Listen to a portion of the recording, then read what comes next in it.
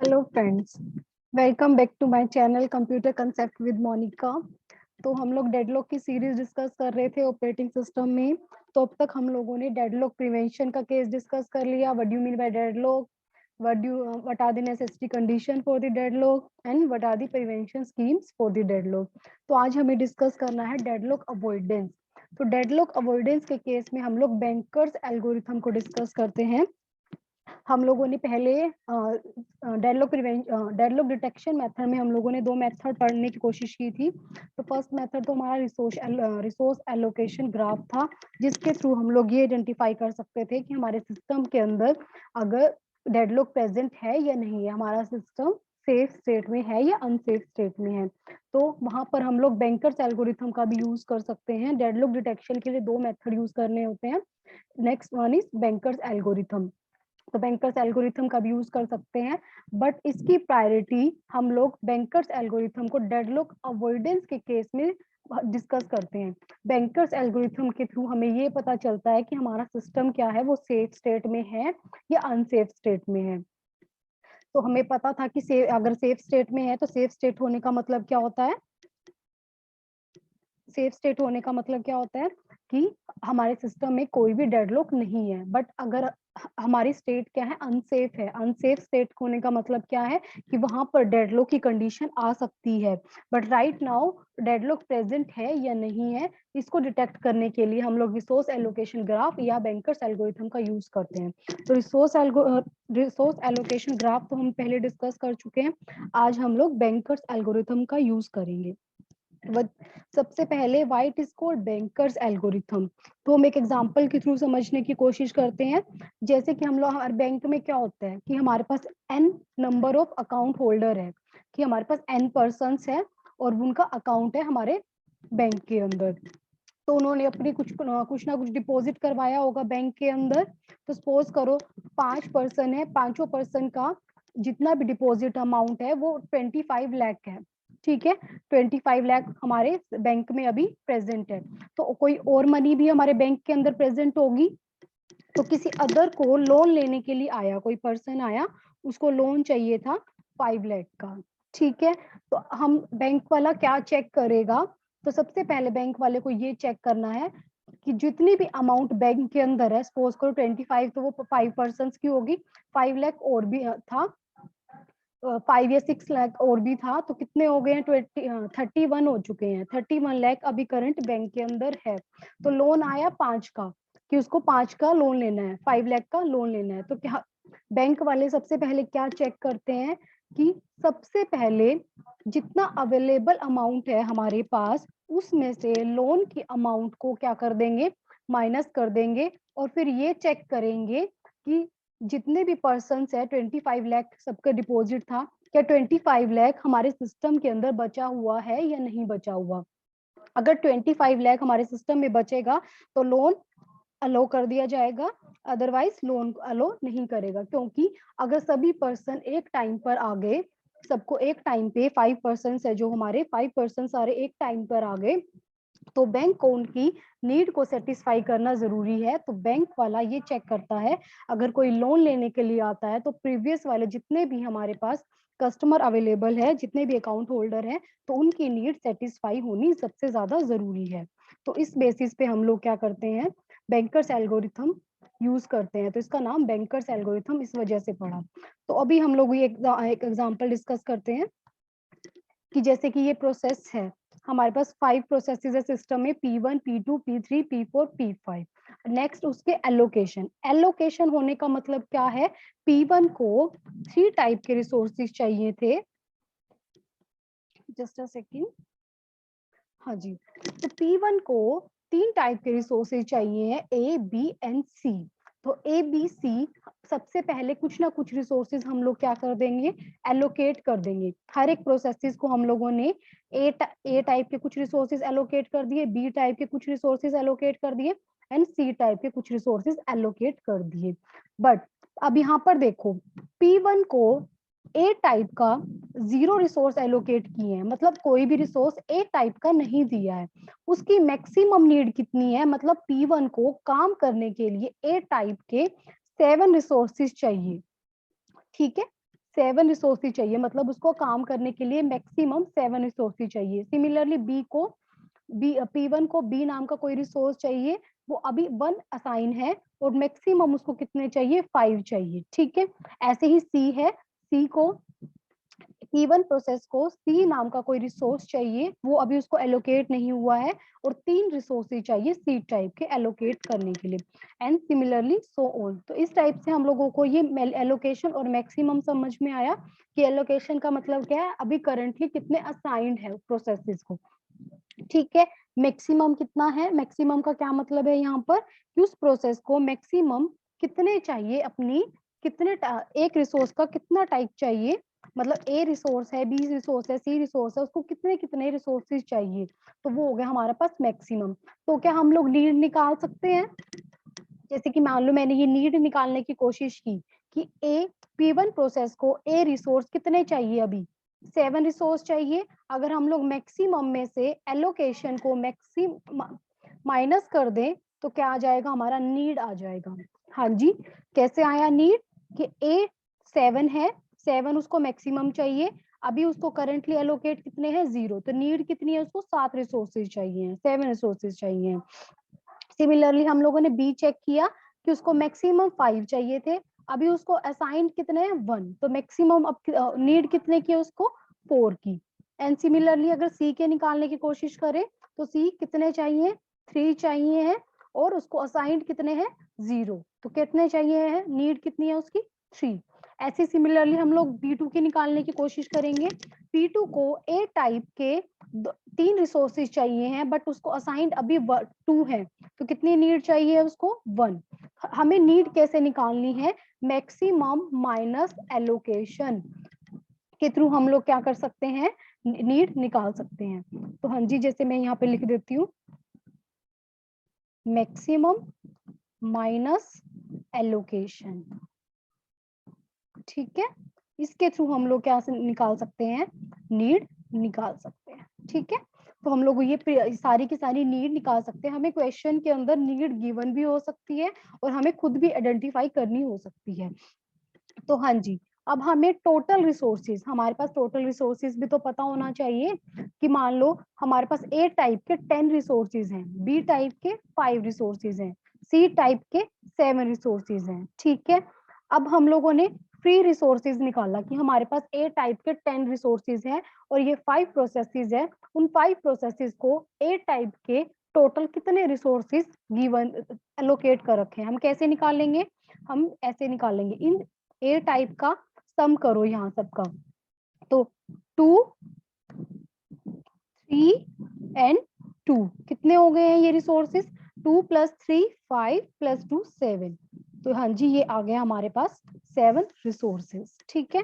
अब B type के resources find out करो कि सारे प्रोसेसेस को P1 से लेके P5 तक बी टाइप के कितने रिसोर्सेस एलोकेट कर चुके हैं। तो यहाँ से देखो 1 एंड ये 2, तो कितने आ गए हैं यहाँ पर, सिर्फ 2 रिसोर्सेस।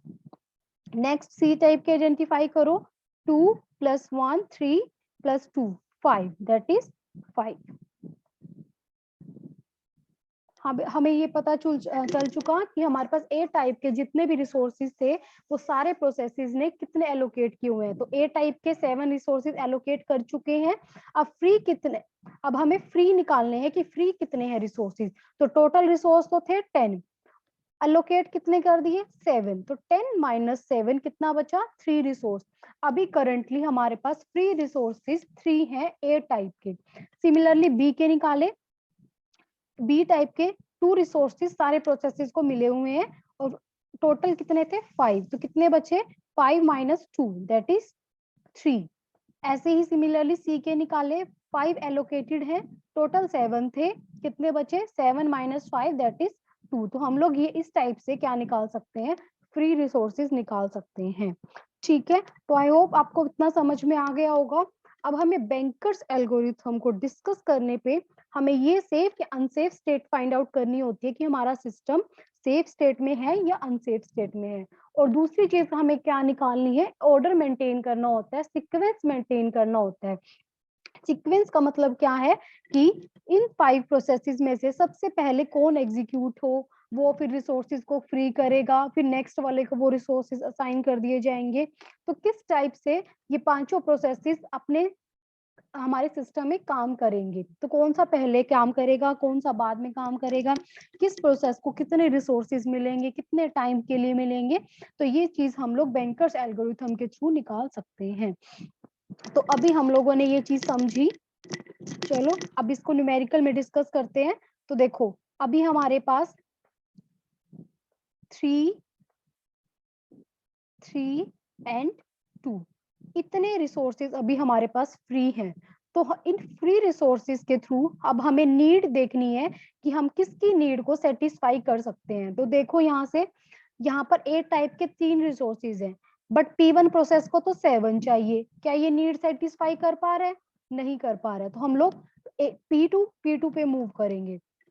हाँ जी, P2 को देखो, अब यहाँ पर P2 आइडेंटिफाई कर पा रहा है, इसकी नीड को सेटिस्फाई कर पा रहा है। देखो यहाँ पर 3 टाइप के रिसोर्सेज तो हमारे पास हैं और उसको एक ही चाहिए, तो ये सेटिस्फाई होगी नीड। अब ये 3 टाइप के बी रिसोर्सेज हैं, उसको सिर्फ 2 ही चाहिए, तो भी नीड सेटिस्फाई हो गई। अब यहाँ पर 2 रिसोर्सेज है, इसको 2 ही चाहिए, तो हमारे पास क्या है, P2 टाइप का जो प्रोसेस है। और अभी हमारे पास जो भी फ्री रिसोर्सेज है, उस फ्री रिसोर्सेज से हम लोग P2 रिक्वेस्ट की, P2 प्रोसेस की क्या कर सकते हैं, रिक्वेस्ट को फुलफिल कर सकते हैं। इसी टाइप से हमें और भी सिस्टम में आइडेंटिफाई करना है। तो देखो यहाँ पे P3 नहीं कर पाएगा रिक्वेस्ट को फुलफिल, क्योंकि हमारे पास ए टाइप के 3 ही रिसोर्सेज हैं, उसको 6 चाहिए, तो P3 नहीं कर पाएगा।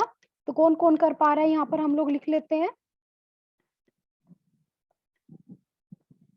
P2 कर पा रहा है।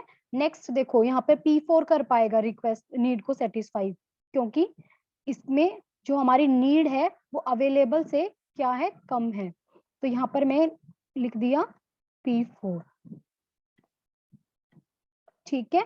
और उसके बाद P5 नहीं कर पाएगा। तो अभी हमने आइडेंटिफाई किया कि हमारे पास P2 एंड P4 दो ऐसे प्रोसेसेस हैं हमारे सिस्टम में जो हमारे फ्री रिसोर्सेज है, जिनकी नीड को हम लोग सेटिस्फाई कर सकते हैं। तो अब हम पहले P2 को भी P2 को भी रिसोर्सेज असाइन कर सकते हैं और P4 को भी कर सकते हैं, हमारी मर्जी, हम किसको भी दे सकते हैं, ठीक है।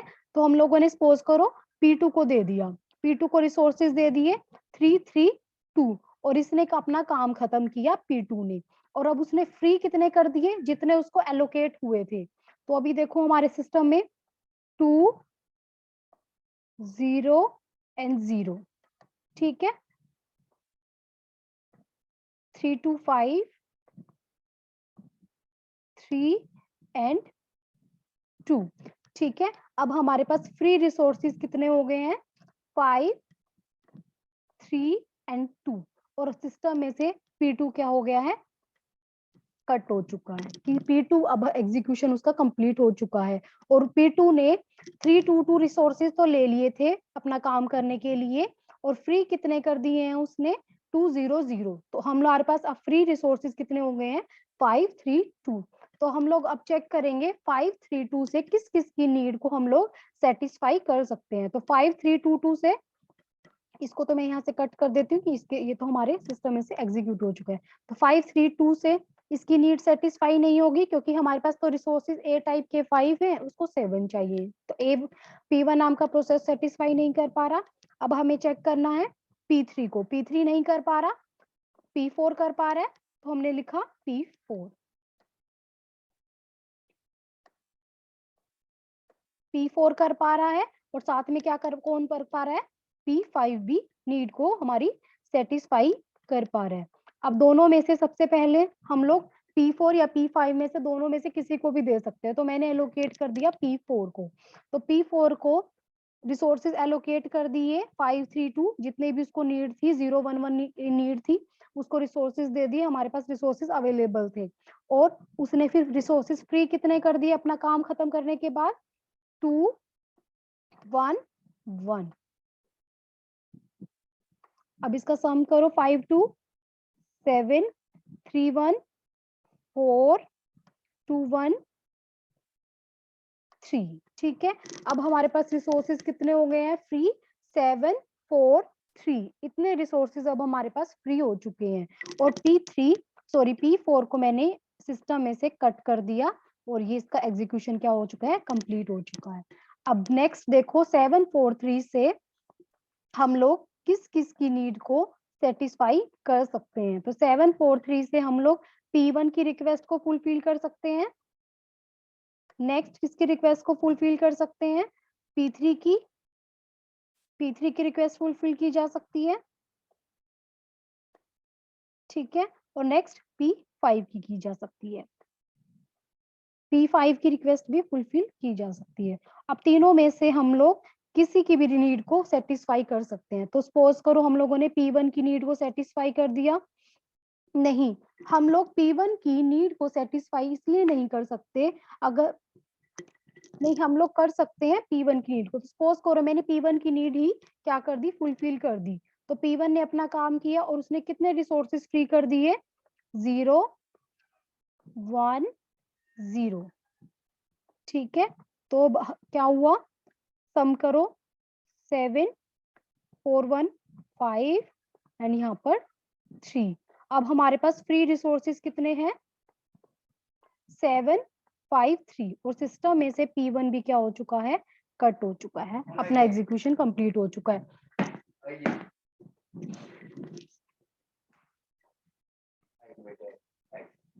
ठीक है। तो नेक्स्ट अब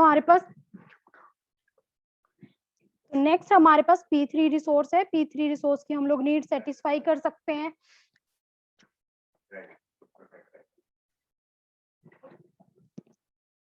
P3 की हम लोगों ने अब नीड सेटिस्फाई की, उसने रिसोर्सेज दे दिए 0 3 0 and 2।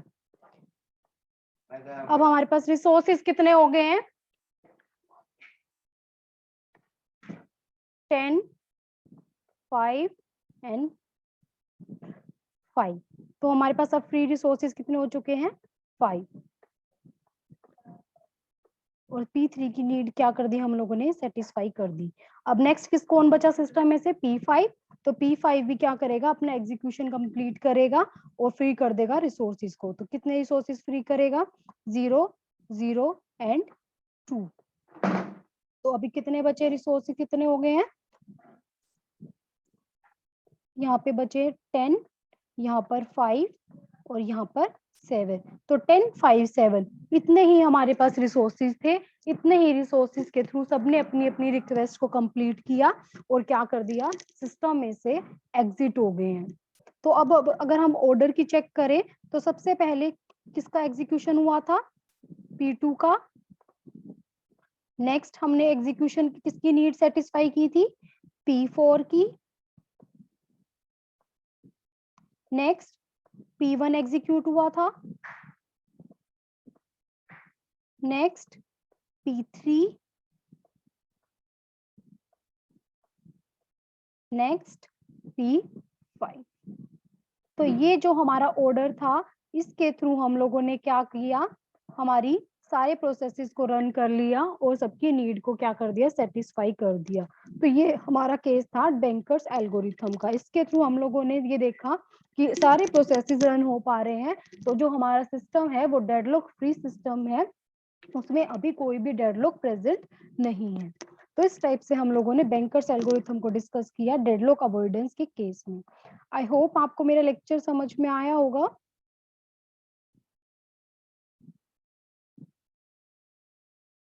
Please like my video and subscribe my channel.